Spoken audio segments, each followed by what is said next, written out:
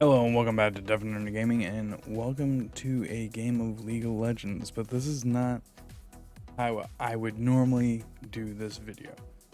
I'm actually showcasing this video simply for the fact of how well it went, some things I have changed, some things I have realized, and it's kind of something I want to show you guys.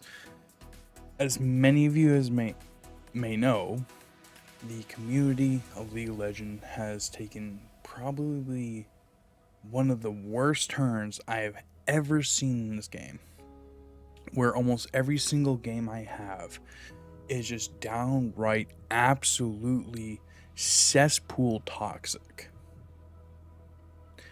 The first thing I did when I got in this game is I completely disabled Allied in all chat. First thing I did.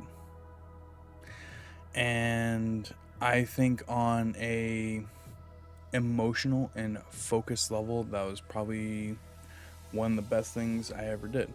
You can still get pings, you can still emote, so there's still ways to communicate and be a team player. You just don't have to deal with harassment and absolute landfill of a player base that this game has.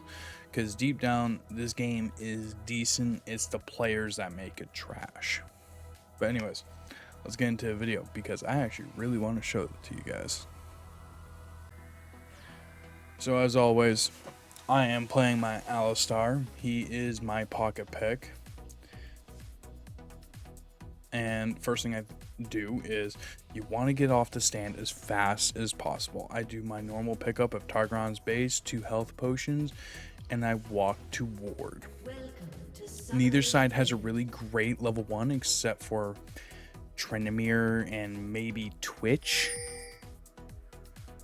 So unless those people are there to kind of fight, you don't really want to have a level 1 fight. Especially me being an engaged tank, I do not want to level 1 fight. It is the worst thing I can do. I am worse than the caster minion at this point. So something I want to put out there. So immediately I walk to the bush and place my ward, which I end up catching Nasus. I could have probably seen him with just my character model, but I'm gonna give the credit to the ward, and then we just kind of help out the jungler in order to get them a really good leash. Actually, like, this leash went extremely well. It was super fast, and I'm actually really curious of why it went so quickly, considering I heard that Evelyn isn't supposed to be a great like first wave jungle. So immediately we've already burned it down past its first like health bar, and by the time we walk away it's less than 430 HP, which she smite and took it. So it looks like she's wandering immediately to her Gromp or maybe her blue, so she's probably going to do a double buff into Gromp level 3. Early game I was really not super happy. I didn't even see that ward get placed, and that's because he was currently invisible when he placed it. But yeah, my Caitlyn was taking an absolute beating in the beginning of the game. We ended up placing a ward back so that we could see the Twitch. But realistically, I'm just kind of sitting in the front line so that I can take the abuse, because the one thing that a support has is resources. If your ADC goes below like 50 HP, they're almost useless in an early game fight because they're just going to die so quickly. So I rather take the damage because I take less damage to begin with. And that just doomed him, which then I immediately turn on to her and start beating up the snake. So I actually kind of want to go back on that real quick. So what happened? I'm going to go back a little bit further. So he's just kind of like out and about. He's trying to trade shots with my Caitlyn. It's not going super well. So what happens? He obviously didn't see the trap. I see the trap get marked. I flash, grab him. Okay, so it's because he stepped on the trap that I was able to flash and grab him. And then we were just able to push her completely out of lane. Which, she actually almost nicked her for a double kill. Like, that was absolutely stupendous. And at this point, she must be, like, chugging potions in order to stay in lane. Blue team double kill. She only had one potion to chug. Yeah, she only had one. Because she came with a tier. Okay. Explains why her damage was super low in the early game. Who got first blood? Caitlyn actually got the first blood. Very nice. So the reason why I'm not trying to engage on her is simply because she's too close to the tower. And I kind of felt like I wouldn't be able to punish her enough in order to kill her, which means I would have just been wasting mana. She would have recalled. Yes, they would have lost lane pressure, but as of right now, we have a massive wave that's ready to hit their tower. Which is, I saw her trying to take out the minions, which is why I engaged, because I wanted that entire wave to smack the tower. I thought maybe they were going to come and gank, but like, Talia was just holding mid. She had no reason to be on bot side. I actually didn't even realize that she's doing a full clear.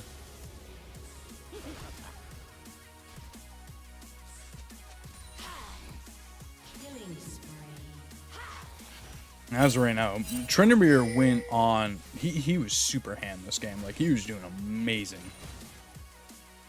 So they got another ward inside the bush. Okay, that kind of explains why they played somewhat passively, because of how forward I was. They also saw the traps, which is another reason why they didn't walk into the bush.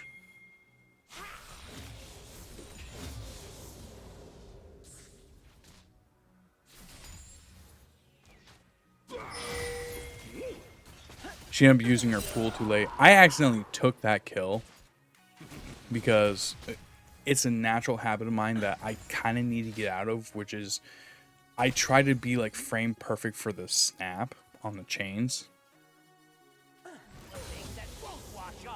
Like, here I am engaging on her. And like, it's just, as soon as it comes up, I snap it. And that snap early on can do a shit ton of damage, especially against an APC like Cass, who just has so little armor and magic resist. So, kind of a little bit of spoiler. Literally the only kill I took this game. Literally the only one.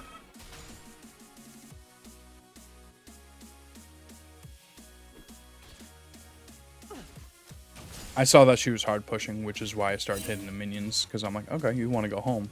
Got it. So I started doing my job. This is something that supports, especially in my elo, which is gold, that supports are also in control of freezing waves. They are in control of pushing waves. They are in control of slow pushing waves. Like, it's a two-man effort down at bottom. Make it a two-man effort. Like, this game went so well because me and Caitlyn were so in tune with each other. It was absolutely amazing. So we threw that whole wave in and we started backing. We saw him place a ward. He ended up getting that off, which is annoying considering it's poison, so it keeps ticking on us when we try to back, but what are you gonna do? But it's literally the only time that they stopped us. So I ended up backing, grabbing a Kindle Gem, no magic, and I still had 3 of my total biscuits too. As expected. And so the first thing I saw is, I can freeze this. So that's what I did. I just didn't allow the minions to push, and I kind of just froze it there. They had a lot of mage minions, which is why I wasn't too upset that she was killing them. Because at this point, the wave is still freezable. Now it's starting to get to the point where it's not freezable, but we're kind of looking for an engage.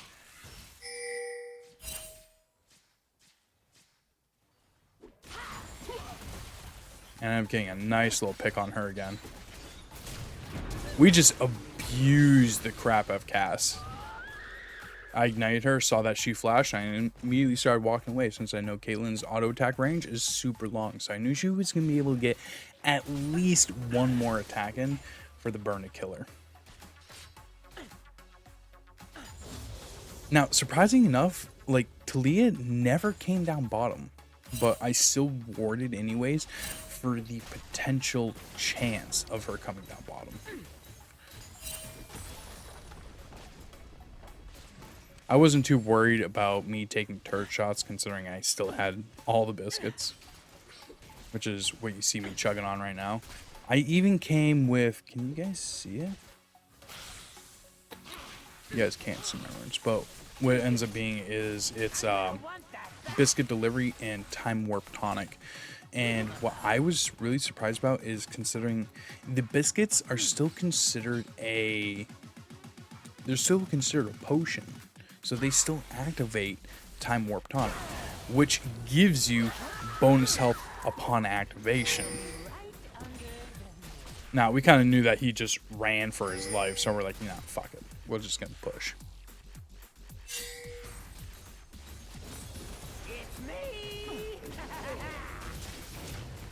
I knew that she ended up getting hit, so I'm just like, okay, I'm going to deal enough damage for him to die, and then I walk out. Alistar is super potent diving turrets post 6. People really do not understand how much damage he can negate with his level 1 ultimate. That's a 55% damage reduction, not including my armor, which is another 42%.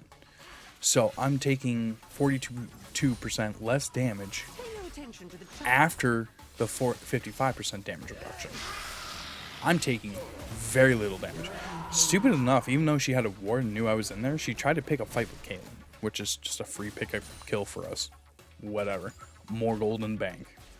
At this point, they're 13-1. I'm really surprised that they did not early surrender this game. Yeah, you heard me right. They did not early surrender this game. They thought they had a chance until we started breaking their base, which happened very quickly. So we ended up getting back in the lane. And I'm like, oh, hi there, Twitch. So I ended up chasing him out of lane because she ended up using her Gale. Is that what it's called? Gale? Yeah, Gale Force. She ended up using her Gale Force in order to try to get a few more shots off of him, which she was able to do half his health, which is pretty good. I had a sweeper going. I could have probably seen that ward. I just, for some reason, was stupid and didn't wander around with my sweeper ward.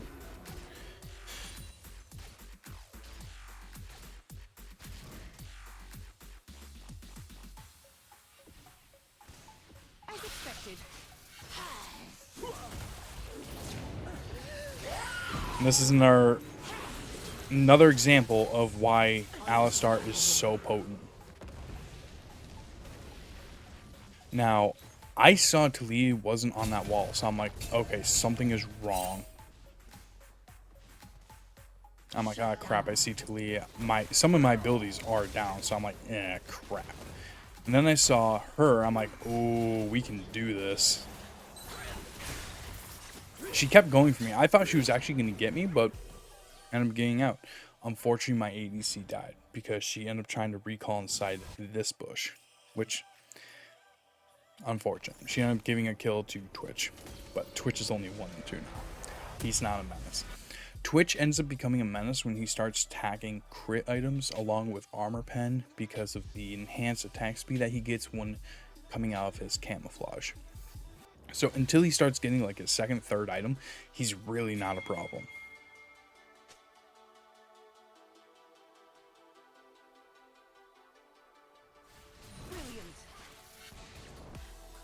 So they end up pushing the wave straight into us, which is probably one of the worst things that they can do.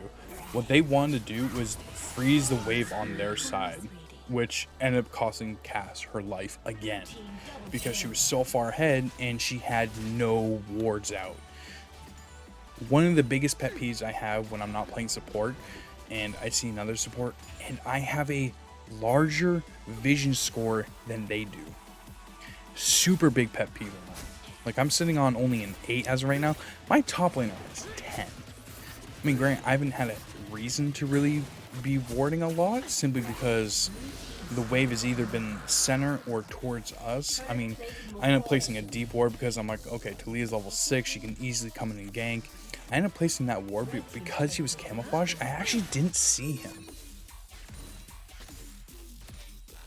Which means he saw the ward, he didn't even ping the ward for some weird reason. I'm like, okay, something isn't right, they're getting aggressive, which is why I end up walking away from the turret. End up discouraging Talia, which I didn't even know she was even down there for a gank. So now here we are looking to cheese again. Now, luckily we had a ward in there, we had a trap in there. They saw the trap. They're like, okay, well, they're obviously not in there. We can see the whole bush. Not a problem. I am doing this because I'm like, because they're playing super safe. So I'm like, maybe they see where we are. And I'm like, no. And then I saw her enter the bush. I'm like, now you fucked up. She's gone. I'm like, okay, well, we just kind of need to get away from him because he's in ulti mode.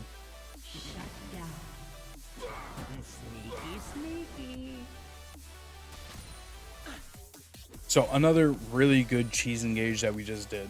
Many people don't realize that you're able to what's called buffer your abilities.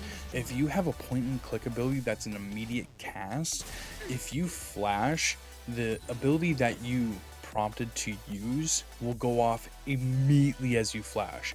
This makes most abilities almost impossible to dodge, considering people only have frames before the ability actually hits them. It's a great way to get off like Vi Q jumps. I think the ability is called like Vault Breaker. So if you're charging a Vault Breaker, you can actually flash, and typically when you flash while charging up the Q will dissipate like half second after a flash. But if you release Q immediately as you flash, you actually get additional range on that Q. I kind of did a similar thing with the headbutt on Alistar. We ended up coming here. I heard the teleport go off. I'm like, okay, maybe Cass will come here, but Cass was just kind of sitting in lane, which was good on her. I ended up coming this way to try and help out the trend and maybe get a kill on Talia, but she ended up seeing me. So I'm like, you know, screw it, we'll just go for her. She did a really good job placing down that pool. That pool actually kept me from jumping towards her. Now, since I'm super low, I'm kind of like playing as an intermediate. I ended up dodging the cast ult with my headbutt. I think I still took residual damage, but because I was turned sideways, I didn't take the stun. And so we ended up getting a kill on both of them, even though they thought they would win that match. We are so far ahead at this point that unless they actually like get a decent gank off or they focus target, they're not going to beat us. We just have too much tank and too much damage output between us. I'm like, okay, you're trying to back, so I ended up joining her. I don't even think I had wards ready. No, I did not have wards ready. I ended up pinging for the blue sentinel to be taken by my ADC just to kind of get less farm into their jungle, because especially in the upcoming patches, they will be reworking Talia. She will become a problem if she's able to get items. So making sure that she has less gold and less items now, the better. I want to kind of get in that mindset of trying to steal everything I can when I have the opportunity. He did a really good job using the brush as a formal way to stop damage incoming. I should have placed a ward a little bit sooner so that my ADC didn't take such a huge hit from his Q. I'm actually really surprised that she stood and fought after taking a half health hit from that Q.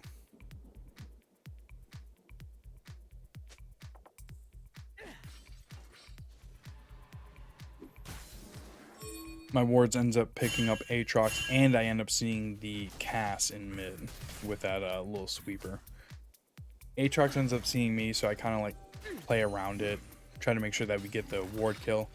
He ends up just resigning to Dragon West. No one is coming for Dragon. It is a free drag.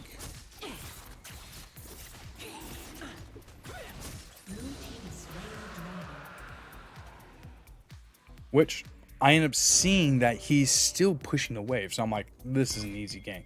I kind of thought he was going to keep pushing, but he didn't, which is why I basically decided to not go towards the tri-bush, because I was looking to pincher him.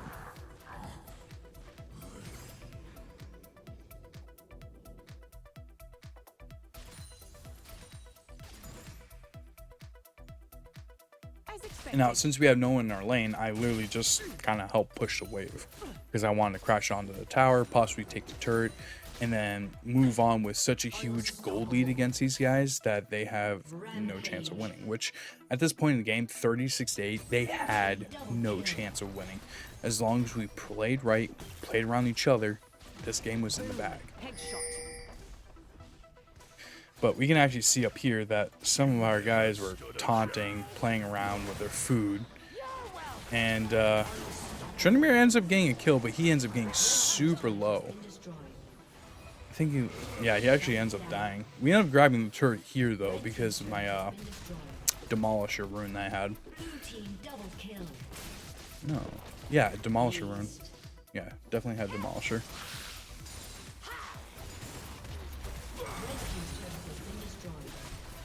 I'm surprised Twitch is still opting to go AP, even though he's been so shut out that he has no chance of doing any damage going AP build. They need continuous damage that they're able to rely on. He should have won AD.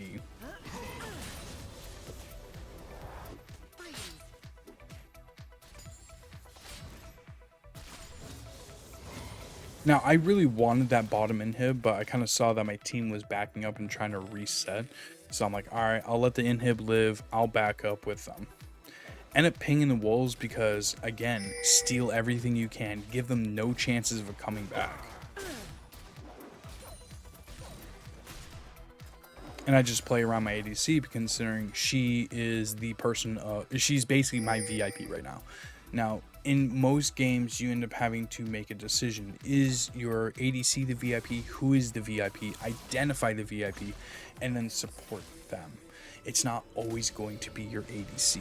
Realistically, I could have probably chosen Tryndamere as my VIP, but I ended up sticking with my Caitlyn since me and her have such a great synergy. Like, on a player level, me and her have such a great synergy. It really worked out this game. Godlike. Taking aim.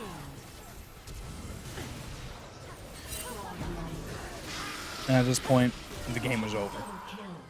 They had no way of stopping us. Everyone was shut down, and we are breaking into their base. And they surrendered. So, this is just something I really wanted to show you guys, considering I've been trying to get better at this game because I know I can be better than gold. And it's something I want to show other people, and I want to point out flaws that I make, and I want to point out misplays, but I also want to point out things that are good. Like, yeah, I stomped this game, but not every game is like that. Sometimes I get stomped. Alistar is just my pocket pick. He's one of the people that I'm so comfortable with that in almost any kind of matchup, I'm okay picking him. Simply because I know how to play with him. I know how to play around other people. I know how to be a support with him. Now, I'm not saying like when I pick him I'm guaranteed win, because I think, like, let me actually take a look real quick on Alistar.